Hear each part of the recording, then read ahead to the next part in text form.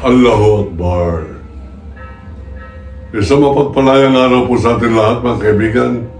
Ito po ang Kawal ng Demokrasya, Kawal di Carbonell. Nagpapaabot po sa inyo ng isang pagbati, lalo tayo po ay pumapasok na pang-apat na araw na sa taong 2026. Mga kaibigan, ikinalulungkot ko sabihin sa inyo na hindi masyadong maganda ang pagpasok ng bagong taon. Sapagkat, nung isang araw pa lamang, binoba na naman ang ating pong mga kababayan ng water cannons ng mga injik dyan po sa Palawan, sa West Philippine Sea, sa Kalayaan Island. Ano po yung lugar na yan? Yan po ay dating pinangingisdaan ng mga lolo ng ating pong mandaragat ngayon. Ngunit pinagbabawalan po sila ng mga inchik sapagkat ang inchik, pinapasok po yan ni Rodrigo Duterte, idinimanda ni Pinoy Aquino yung mga inchik sa kanilang ginawang pagpapatayo ng mga military reservation sa ating sariling isla dyan po sa West Philippine Sea. Abay, nagkaroon po ng desisyon ang demanda na yan ni Pinoy Aquino, President Benigno Aquino III, si Pinoy, mga kaibigan. At tayo po ay nanalo sa United Nations Permanent Court of Arbitration. Sinabi nila sa buong mundo na ang 9-dash line na pinagbabasihan ng China sa pagsakop ng ating karagatan ay walang saysay, walang basihan sa kasaysayan. Ito ay illegal at tayo po ay nanalo. Ano po ibig sabihin ng pagkapanalo natin? Ang sabi ng mga inchik, komunistang inchik, sabi nila, walang kwenta papel yan. Hindi namin rirespetuhin. Ang sabi ni Duterte, walang kwenta papel yan pagkapanalo ng Pilipinas na yan. Mabuti pa yan, basura. Ang sabi ng ating Senate President noong araw, si Tito Soto, at ang Presidential Legal Advisor na si Salvador Panelo, paano natin papatupad yan? Meron ba tayong kakayanan na enforce yan? Mga siga-siga yung mga inchik. Bueno, mga kaibigan, yan po ay nakaraan na at yan po ang dahilan kung bakit tayo nahihirapan at kung bakit patuloy ang pambubuli sa atin ng mga inchik. Ito mga inchik na ito, mga kaibigan, ay galing po sa isang napakalaking bansa, mainland China. Ngunit hindi pa po sila nakakasya roon. Gusto pa nilang sakupin ang karagatan ng Pilipinas, ang ating exclusive economic zone. Bakit po nila gusto? Sapagkat napaka-importante po itong West Philippine Sea.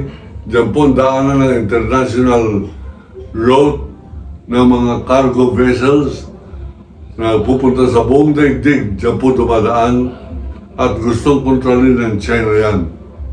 Upang sa ganun, sa kanilang pagpapaligsahan kung sino sa kanilang ang mas may kapangyarihan, ang China o Amerika, dyan po nila nasusukatan yan. At ang pangalawang dahilan kung bakit nakakalungkot ay meron po tayo isang senador, kagalang-galang ang tawag po yan. Honorable ang kanila pong pag sila pinapakilala sa mga piging, sa mga programa, honorable, kagalang-galang na representante ng bansang Pilipinas sa Senado, kagalang-galang na Robin Hood Padilla. Anong sabi niya po sa media, sa buong mundo? Sinabi niya, ano ba ang mapapala natin pag inaaway natin ang China? Ugok, hindi natin minsan inaway ang China. Pero dapat tayo ay magproprotesta kung dinuduhagi ang ating po mga kababayan, ninanakaw ang kanilang mga isdang huli, sila ay binobomba ng bombero, nasisira ang kanilang mga bangka, pag tinamaan sila sa dibdib, talsik sila ng mga 10 metro mula sa kanilang bangka at kinakalaan sila sa gipin. Pag hindi, babanggain naman sila nito mga Coast Guard vessel, mga barkong bakal ng mga komunistang inchik, mga kaibigan.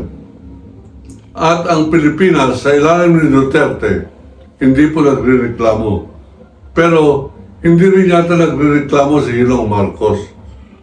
Ganun pa man, tayo po ay disappointed. Tayo po ay para po nalulungkot sapagkat para tayong walang mga leader upang ipagtanggol ang ating bansa, upang manindigan na tayo ay nanalo na. Hindi po natin katang-isip yan. Hindi pareho ng sinabi ng Iglesia ni Cristo, Senator Marcoleta, sabi niya, ang West Philippine Sea, katang-isip lamang natin yan. Hindi po totoo yan. At kung yan man ay totoo, tumahimik ka. Dapat kampi ka, Marcoleta, sa Pilipino. Bakit ka kumakampi sa inchik? Ang sinabi ng United Nations Permanent Court of Arbitration, katang-isip lamang ang mapa ng China. Ito naman si Robin Padilla, ang katanungan niya bilang kagalang-galang na senador ng Republika ng Pilipinas. Tagapagsalita, may boses tayo sa Pandaigdigang Forum at iba pang mga fora. Yung fora po, plural yan. Maraming forum. Abay, ang sabi niya, ano bang makikita natin pag inaaway natin China? Ugok. Ugok itong balik Islam na ito. Sabi ng isang Muslim sa akin, bakit mo tinitira yan si Robin Padilla, kapwa natin Muslim? Mabuti nga't meron tayong boses, meron tayong tinig sa Senado. Ayaw natin ang kanyang tinig. Tinig ng China yan. Hindi yan tinig ng Muslim. Tinig ng hindi katarungan, tinig ng pangapi, tinig ng kaugukan, kabubuhan, at kawalan dangal na Pilipino. Wala kang dangal pag ikaw ay inaapi ng ibang bansa, hindi ka man lamang lumalaban. Abay, hindi naman po tayo nagiging marangal. Kaya lang, tayo po, kaya baliktad po ang aking pong bandera, nasa taas ang pula, sapagkat lumalaban po tayo. Tayo po ay nakabaliktad ang bandera natin, pula ang nasa taas, sapagkat yan ay simbolo ng paglaban ko sa ginagawa ng China, paglaban ko sa pagginagawa ng Pilipino na nangaapi, nagtutukhang, ilalabanan po natin yan. At tayo po ay sa pamamagitan ng ating pong kaalaman bilang journalist, manunulat, broadcaster, multimedia producer, content creator, tayo po ay lalaban. Hindi po pwede yun sabihin na lamang ni Robin Padilla, ano ba mahihita natin pag gigerahin natin ang China? Bakit natin inaaway? Hindi natin inaaway ang China. Kaya lang po, hindi ko po ugali magpaapi. Ayoko inaapi ang ating bansang Pilipinas. Ayoko magkakaroon tayo ng tinig ng pinagtatanggol ay interes ng China. Hindi interes ng Muslim. Kaya ako po, hindi naman tagapagsalita rin ng Muslim.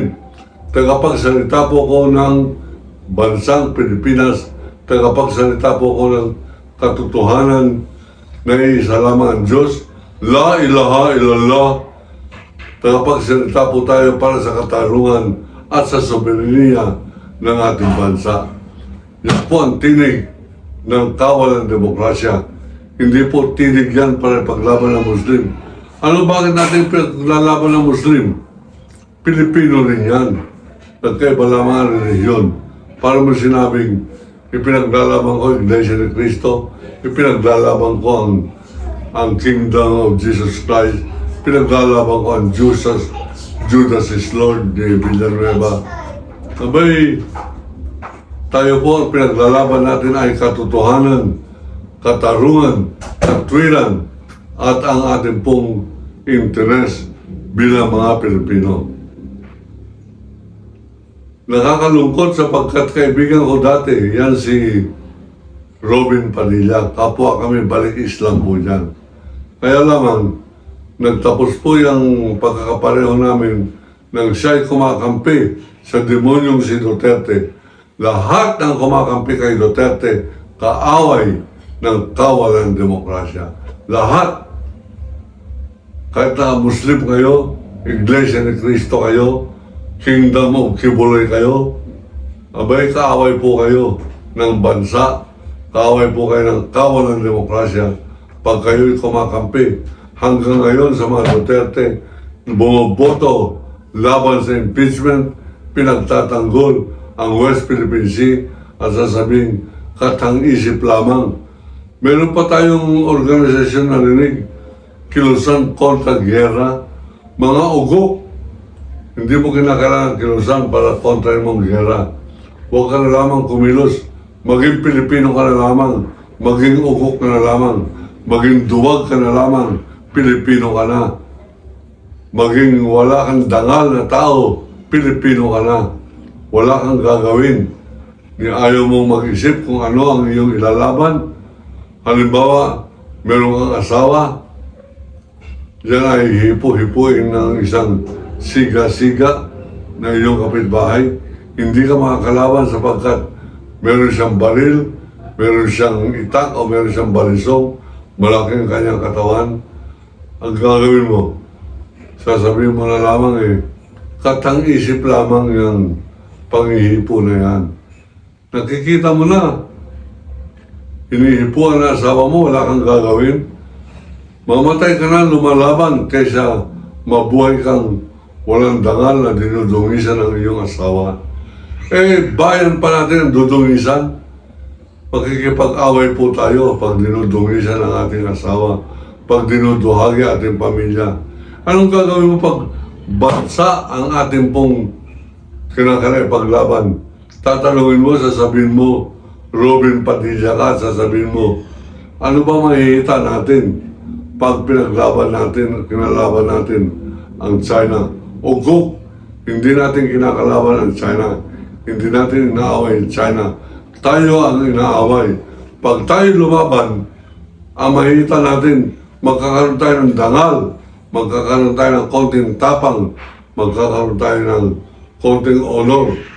Pwede tayo kahit na hindi senador, gagawing honorable kang mamamayan, naging mapagmahal ka ng iyong bansa, at ikaw ay magpapatuloy na maninindigan para interes ng iyong bansa.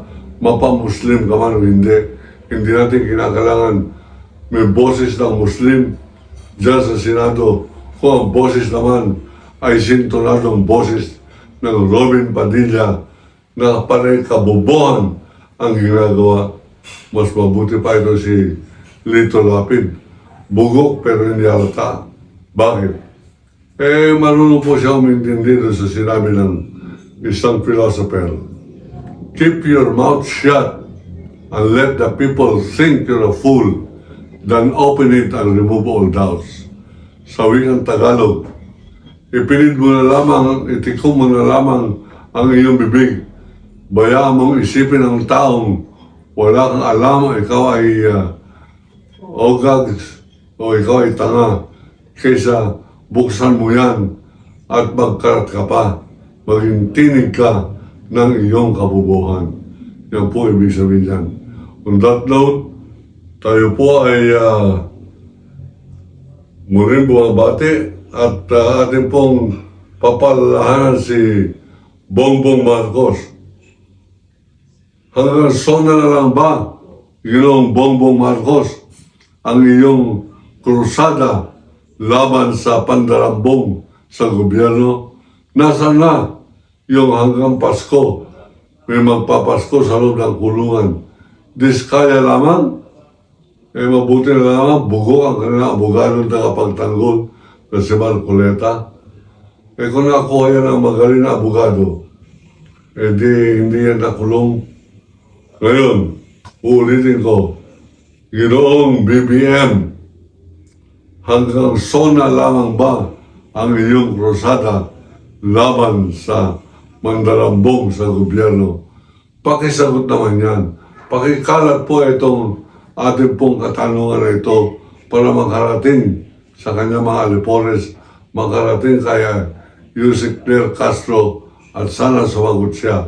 Pag marami po magpapakalat itong katanungan na ito, natanong ng kawalan ng demokrasya, hanggang sona lang ba ang iyong krusada? Mahiya naman kayo. Mahiya ka rin, Mr. President, sapagkat kinakayang-kayanan ka dito mga mandarambong na mga kontratista. Milistahan kang 15 mga korap na kontratista. Anong sanhin, anong saysay ng listahan mo yan? Ikaw nasa listahan ko, Mr. BBM. Nangako ka, ang pangako mo ay napapako. Nangako kang meron makukulong na senador. Meron kang napangako, may makukulong na congressman. Nasaan? Ayun, nagbabakasyon kung saan-saan. At walang nakukulong. Merong isa nagtatago lamang, itong si Kalbong Verdugo ni Duterte. Ang pangalan ay Bato de la Rosa. Tingin po natin yan. Ako po si Waldy Carbonell, nagsasabing iniibig ko ang Pilipinas. China, layas!